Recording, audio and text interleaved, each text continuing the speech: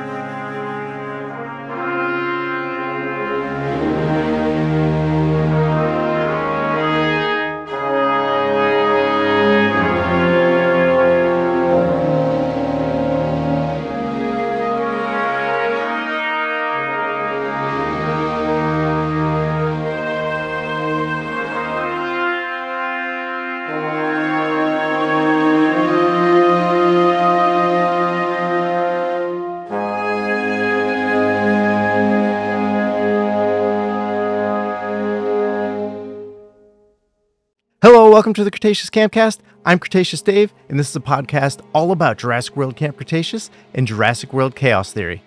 First things first, we've got some Dark Jurassic news. If you remember, Dark Jurassic was a website Darius was looking at in the Chaos Theory teaser trailer, and in the Entertainment Weekly article, Scott Kramer called it a conspiracy theory website and one of many on the dark web that we may see in Chaos Theory.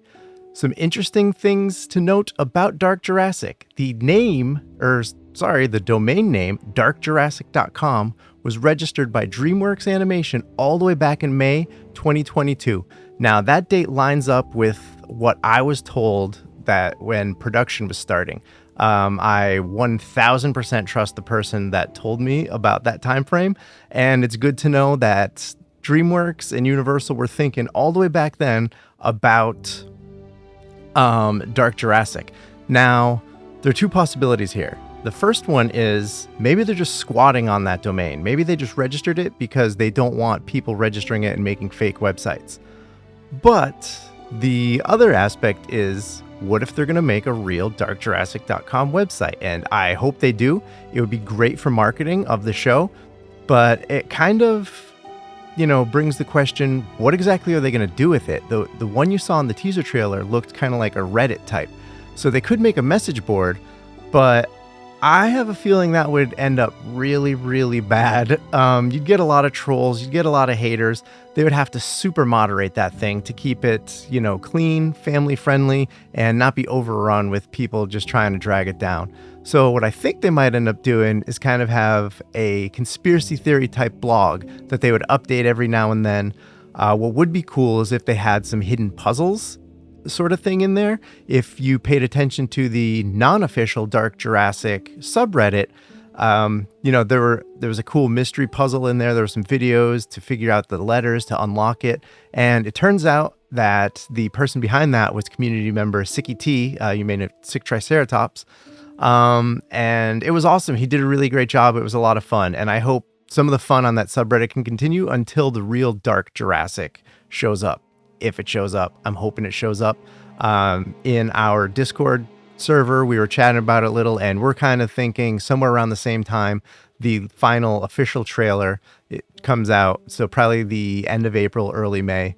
Maybe darkjurassic.com is going to launch too. On the topic of marketing for the show, real quick, I always thought for Camp Cretaceous, something they should have done was given Brooklyn a YouTube channel. And that way, leading up to the show, she could have had, her Brooklanders out there following and her going on adventures or unboxing whatever she's doing. Anyway, we're 4 years past that. Doesn't matter anymore. But I always thought that would have been a cool thing for viral marketing for Camp Cretaceous. But that's all we've got for Chaos Theory updates. No news on the show, just that little bit of darkjurassic.com information. Kudos to the person that found it. UD Tyrant, who does a lot of our social media for us.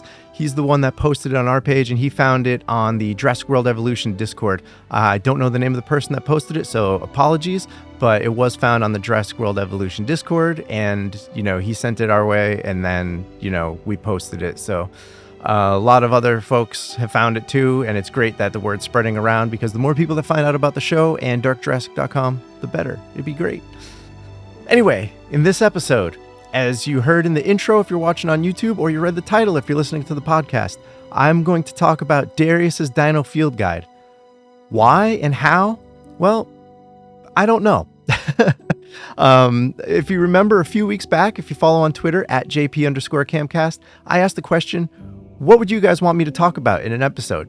And there weren't a whole lot of replies, but one in particular, when I read it, it kind of made me think of something. So I'm going to read it right now. This is from Jay Malone at JMaloneAx on Twitter. And they said, what do you think Jurassic gets right/wrong about its merch and tie-in products? Like toys have gone through the highs, lows, then highs again. But like books with educational info to me have drastically gone downhill compared to when it was the Park brand, if that makes sense. Before I get to addressing that comment, I recommend everyone go follow at JMaloneAx on Twitter. They are an awesome person and super talented. Just released today, the day I'm recording this, which is Wednesday, April 10th. Jay's voice was used in the fan film Ambush, made by friend of the Campcast, Muzzamill. We did a community Q&A with him a few weeks ago, and it is a really, really fun fan film. I definitely recommend you check it out. I will post the link to that down in the show notes below. And on the topic of fan films, Jay also has their own fan film called The Devil in the Desert. It is super cool, and it was filmed on site at a real paleontology dig. So it's awesome. I'm not going to give away any more about that fan film either. I will also include the notes to that one, or the link to that one in the notes below. And I definitely recommend you check out both of those fan films. So, addressing this about the merch tie-ins. First thing that I need to come clean with is I'm not really familiar with any of the tie-ins they had during the Park era. The reason is I was at an age and a place in life where, I had a lot of other interests. Now, I was in high school when Jurassic Park came out. I was in college when The Lost World and JP3 came out. So in high school, I was really focused. I played multiple sports. So I was playing sports. I had a girlfriend. In college, I had a girlfriend. I wasn't super into movies and TV shows. Like, I saw them on opening weekend. I loved them. I saw all of them multiple times, I believe, in the theaters. But I wasn't like hardcore into visual media. Somewhere in the late 90s, early 2000s, I got really, really into music. And I started going to like 1 or 2 concerts a week. I would drive hours to get to concerts to see almost anybody that I had any interest in. I eventually started getting into concert photography that I was doing for a little while. And the biggest thing was I started making like fan websites, and then eventually it got noticed, and I was hired as a freelancer with a web design partner of mine to do official work for Disney's record label, Hollywood Records. So we actually ended up doing content for, national and multi-platinum artists. Breaking Benjamin, we did viral marketing for Ali and AJ, if you remember them. And the biggest one is we worked on stuff for the Jonas Brothers. So that was really cool. It was a good experience, and I was really, really sucked into the music scene at that time. So unfortunately, I can't really comment about what kind of tie-in products and merch they had for the World era, or the Park era. Fast forward to World, I'm not super familiar with a lot of this stuff up until the period my son got really into it. So, around 2020 and later. In 2020, you could still find most of the Fallen Kingdom merch. So going back to 2018. So I've got a window of, 4 now to 6 years of Jurassic merch that I'm familiar with. From my experience, most of the stuff is definitely very kid-oriented, and most of the books that I've seen and that we own, they're definitely not educational. They're like, my son had one when he was younger where it had these buttons kind of like a soundboard. And it's like, as the gyrosphere rolls on, and you hit the button, the gyrosphere goes, or some kind of noise. And you roll by a herd of Apatosaurus, and you hit the button for an Apatosaurus, and, it makes its noise and stuff like that. But one thing I did a little bit of homework on this one. In 2015, there was a Jurassic World field guide, and it is the description says it's nonfiction and scientific. So I did a little bit of reading up on it, and it turns out it sounds really cool. I don't own the book. I did not buy the book. Shame on me for not doing full homework. But, you know, it had things like it explained about dinosaurs and going extinct, what fossils are, how fossils form, how the scientists dig up the fossils, how they're transported to museums, stuff like that. And it mentions almost 100 species that it goes into in detail and talks about them. So the brief sample I read did not have any of the dinosaurs or any prehistoric creatures, so I don't know exactly what kind of details, but based on everything else I saw, you know, it sounds like it was educational. And from my experience, that's probably the only educational piece of tie-in merch that I know of from the World Era. So if there were other books and other things in Park Era, great. So what does this have anything to do with the topic I have for this? Well, if you remember in Camp Cretaceous, Darius had his own field guide that he made. He found a notebook and he started taking notes. He was observing dinosaurs. He was making notes about their behavior, about how they acted, what they were doing. And he also had Yaz do the illustrations for him. So what I think is Jurassic should release an actual hard physical copy of Darius's Dino Field Guide. Now, there are some things that would have to change about it. I would like it to be accurate and scientific. So with that, no hybrids. So none of his observations about the Indominus or the Scorpius or the Spinoceratops, none of that can be in the book. Also, get rid of blue. We don't want anything with inaccurate velociraptors. This is going to be an educational dino field guide. You know, we could probably leave the Mosasaurus out of it as well, just because it's so oversized if they ignore the size and talk about behaviors of a Mosasaurus, but they feed at great white sharks. And, you know, there would have to be a lot of kind of bending the in-universe stuff about the Mosasaurus. So I'm thinking you leave out the Mosasaurus. You also leave out the Dilophosaurus because the Jurassic Dilophosaurus is nothing like the real Dilophosaurus. But I'm kind of envisioning this as Darius's in-universe field guide, but relate it to be, you know, have it accurate and real, you know, observations that our real paleontologists have, you know, come to conclude or, you know, speculate. Most of it is speculation. We don't know for sure how dinosaurs acted. We can, you know, make guesses based on their fossils and formations we find them in and whatnot. But I think it would be really great and a great way for younger kids to get into real dinosaurs, because there are so many kids that have been introduced to Jurassic from Camp Cretaceous that Jurassic is what they know about dinosaurs. A Dilophosaurus has a frill. The frill is so iconic with Dilophosaurus. Almost every brand of toy, other than the scientifically accurate ones, has the frill on it. It's kind of infuriating, actually. But, you know, blue is what a velociraptor looks like to kids. You know, it's not, you know, turkey high and covered in feathers. Blue is what a velociraptor is. So if kids had this Jurassic Camp Cretaceous field guide that was written by Darius, a character I'm sure all of them love, you know, it would be great. And it would explain behaviors of, you know, the animals. He can, you know, he was writing down stuff about, you know, the T-Rex. And if I remember correctly, there was a sketch of a Spinosaurid head. And, you know, I don't remember, could it have been one of the Baryonyx? We know he definitely saw Baryonyx. Was it the Suchomimus? I don't know. We know there's Suchomimus on the island. We've never seen it on screen, but it's there. Sorry, souls. Hopefully one day we get to see it.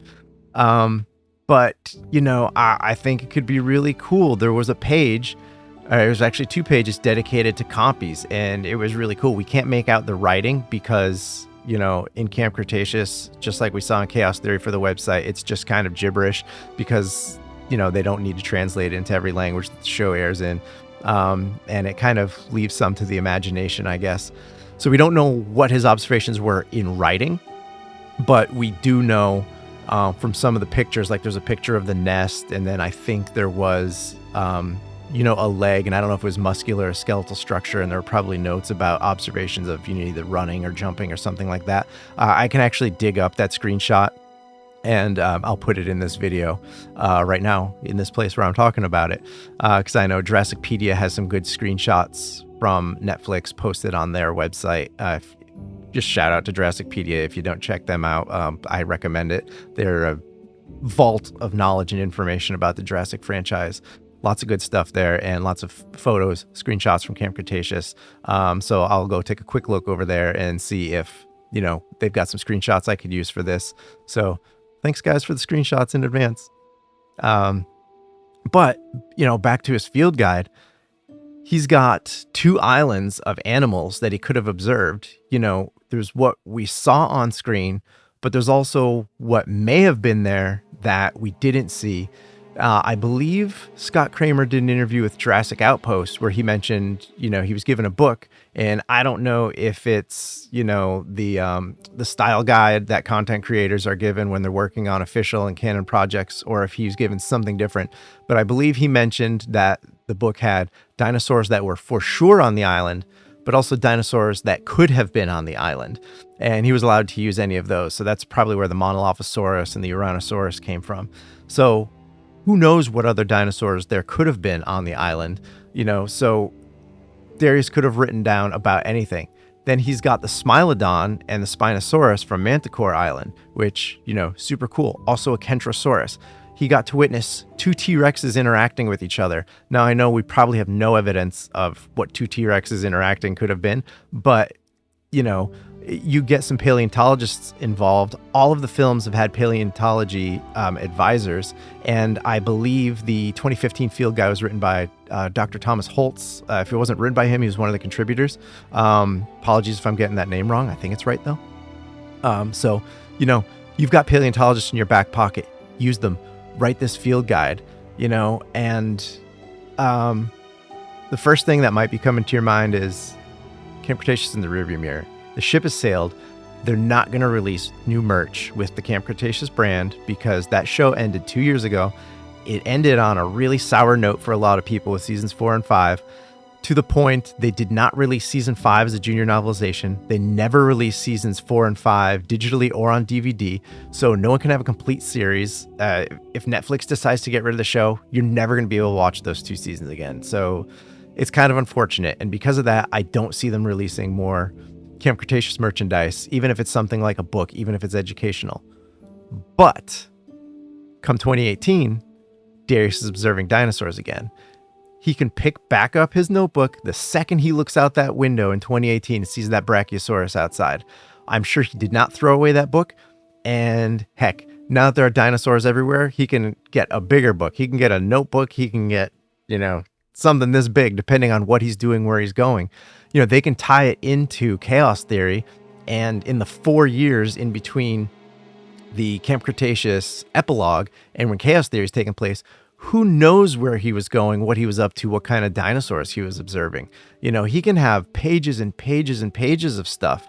He can even write, about any other prehistoric animals that, also may have been cloned and brought back to life, because we know there are non-dinosaurs that were brought back. We have the Lystrosaurus, we've got the Quetzalcoatlus. Off the top of my head, I don't know if there are any other ones in Dominion, but we're not limited, especially if they have a similar style guide that says you can use ABC, XYZ in this show. They are out there in the wild in this Jurassic universe. And we already know that from the Beckel Spinax that we saw in the teaser trailer, the assumed Beckel Spinax. There's no direct confirmation of that, but we're all kind of assuming that at this point. So I think it would be really cool. And, there are some species that we know of that, most kids probably aren't familiar with. Adults aren't familiar with them. The Pseudoceratops is a perfect example. We got that in Battle at Big Rock. We got it in Dominion. And I'm guessing most kids look at it and they think it's a Triceratops. It's missing a horn, but to them, it's probably a Triceratops. So it would be a good way of saying like, hey, this is a different Ceratopsian. And, this is what we know about it. This is where it was discovered. I think it would be a really fun way to bring education and paleontology back to the Jurassic franchise, but tie it into the animated shows. And,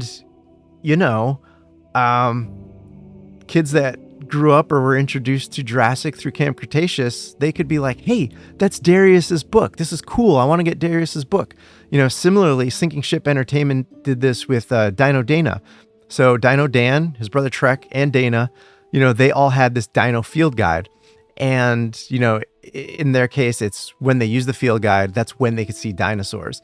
But, for Dino Dana, they released a physical copy of the field guide, and it was basically just educational. It had all the different species that were in the show, and it told you facts about them, and then it tied it to the dino experiment related to that in the show. And in the show, they're trying to basically prove, a point about the dinosaur or figure out something about it. Like one of them was, are dinosaurs warm-blooded or cold-blooded? And, Dana was doing stuff like bringing it in the house and taking its temperature. And what was its temperature? When it was outside and it was snowing, what was its temperature? And trying to figure out, if it was warm or cold-blooded.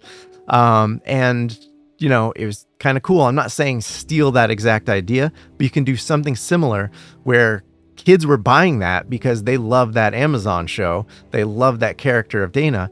Similarly, they can do the same thing with Darius. Darius, is synonymous with Camp Cretaceous.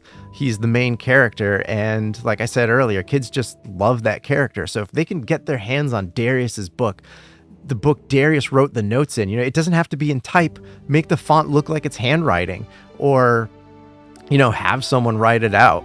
You can make it look authentic, have hand sketched drawings, make it look like it's Yaz's drawings and illustrations in there. Come on, somebody do this. Universal, DreamWorks, are you listening? Just make this happen. My son would buy it. I know other kids that would probably buy it. In fact, I liked this idea so much that I hit up Paul McKell-Williams on Cameo, and I asked him what he thought about Darius's field guide, if it was available as a real thing. And here's what he had to say. Dude, endorse this. That field guide would go so hard. I would buy like 20 copies of it. Just to give them all to my friend. Dude, a Darius field guide, like all the way back from Camp Cretaceous, all the way up to Chaos Theory, would be so sick, man. Even if it was like a graphic novel or like something like that. It doesn't even have to be a graphic. It could be like those sketchbooks that like people have for like Monster Hunter, for like the concept art. That would be sick. And it's like concept art of all the cool dinosaurs. Dude, that'd be so awesome. You know what? I'm gonna ask them about that. I'm gonna ask them about that just because you told me. All right. Thank you, Paul McKell-Williams, for your insight into Darius's field guide. That's about all I have to say about the field guide. And I'm sorry if I didn't go into too much detail overall about, your comment, Jay, but I kind of got stuck when you mentioned the educational aspect. My brain just went straight to Darius's field guide. I did have one other idea for a bit of merch. It's definitely not on the educational scientific level, but I thought it would be kind of fun. And I don't know if you all out there are familiar with the bracelets that company sells. Follow, I think that's how it's pronounced, is one company. There are probably other ones where you buy it and it comes with a little card and you scan the QR code, and then in it you can track a specific animal. So if you buy the lion one, you're assigned a lion that you can track where it's walking around in Africa and you can see it at different points in time. They do similar with sharks and penguins and various other animals that are probably living in nature preserves. Shark doesn't live in a nature preserve, but you get my my point. These animals I assumed are tagged, and then they keep track of them, know where they are. Like, how cool would it be if they sold tracking bracelets for the dinosaurs in the Jurassic universe? Between 2018 and present, there could be dinosaurs out there that are, non-dangerous to society, that they could leave out there, some gentle herbivore. And I know they get the reputation of being gentle, and they could be incredibly dangerous and powerful. I would not want to tick off a Triceratops. I'm not saying, they're just laid back and chill all the time. But if you put these animals, in a nature preserve type setting, or have them in a national park or some way where they're not going to cause too much trouble to people, you can tag them. and keep track of them. Your bracelet comes with a little Apatosaurus, dude on it, and you have this app and you can see where the Apatosaurus is wandering around. We saw a couple of them wandering around in Dominion. They look like they were not getting rounded up anytime soon. So it's safe to assume they just live there and walk around and mind their own business, And so you're probably thinking like, well, how do you track something that's not real, that's not alive? It's very easy that, they can just make an algorithm. They can plot a point where it starts at, and then just, pick random coordinates based on the assumed, speed of how it walks and where it might go and whatnot. And you can say, okay, it's here today, 2 days from now, it's going to be here, and just kind of keep it, contained in a certain area. I think this can happen. I think they could pull it off. It sounds like a really fun idea. So once again, if anyone from Universal or who are responsible for your merchandising, there's an idea for you. Do it. Make it happen. It's a lot of fun. I think kids would enjoy it. Me, as an adult, I would enjoy it, but I'm pretty sure I'm just a giant child in a 45-year-old man's body. Anyway, that's about all I have for this episode. Wanted to talk about Darius's Dino Field Guide, thanks to that Twitter comment from Jay Malone.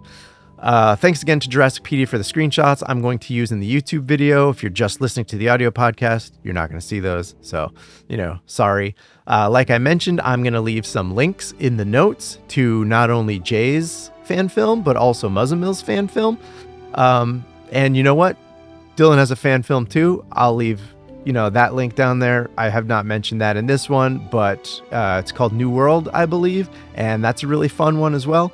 If I find any other ones, I'll leave links to all of them, because I recommend you check everything out. Support the fans and their hard work and their talent. This fandom is nothing without the fans. The fans are what make the Jurassic community. The fans are what brought me here a few years ago, and the fans are what keeps me here. The movies and the TV shows, they're awesome. I love them. But, it's all of you out there that keep me coming back, keep me engaged, keep me on social media. So check out their hard work. They're super talented, fun films. They're not very long at all. And before I sign off for the episode, I want to remind everyone that we do have the Cretaceous Countdown ongoing. That is every day at 1 p.m. Eastern Time. Except today it was at noon, and if there are any other episodes that are going to be at a different time, we'll make sure to let you know on Twitter at JP_Campcast. But every day at 1 p.m. Eastern, we are watching one episode of Camp Cretaceous, doing a rewatch. Today was Season 1, Episode 7, so tomorrow we are at the Season 1 finale. By the time this is released, we're already going to be into Season 2, but I encourage you all to watch along and tweet along with us. If, you want to just have some fun, use the hashtag Cretaceous Countdown. It's been fun so far, and I hope people are watching along with us and enjoying, and if you can't make it at 1 o'clock, do it at whatever time you can. We would, just encourage everyone to do a Camp Cretaceous rewatch before Chaos Theory comes out. And the reason we're doing one a day is this is going to end right up when Chaos Theory starts. So you're going to be, all caught up, fresh in your head, and ready to go for Chaos Theory on May 24th. That's just a friendly reminder. May 24th, premiere for Chaos Theory. June 4th is the Chaos Theory Junior novelization release date in both physical hard book and as well as audiobook for the first time, and I think ebook as well. But I'm excited for getting an audiobook. I'll get to listen to Camp Cretaceous when I'm driving places on my way to work if I don't have new podcasts to listen to. It's awesome. So, Cretaceous Countdown, please join us. It'll be a lot of fun. Follow the Campcast at JP_Campcast on Twitter. You can also find us on Instagram, Threads, and TikTok at Cretaceous Campcast. Don't do much on TikTok. I apologize for that. I want to get better. I do. We're close to 200 followers on Instagram, so if you're not following there, please do. Our goal is to also get up to 100 subscribers on YouTube by the time Chaos Theory comes out. I know I've said previously I'm, not all interested in likes and followers and stuff like that.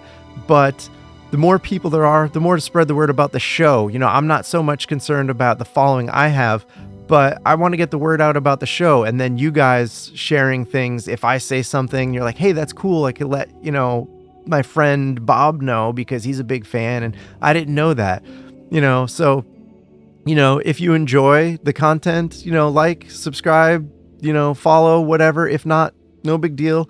I don't do it for the numbers. I do it because I love these shows and I love talking to all of you guys, every week or whenever I get the chance to do it. Yeah. So I think that about wraps it up for this. Next week is probably going to be another community Q&A. I do have one left that is already recorded, and we'll find out who that guest is next week. And, that wraps it up for this episode. So thank you everyone for watching or listening. And I hope you all stay safe, stay Jurassic, and have yourselves a great one. So long.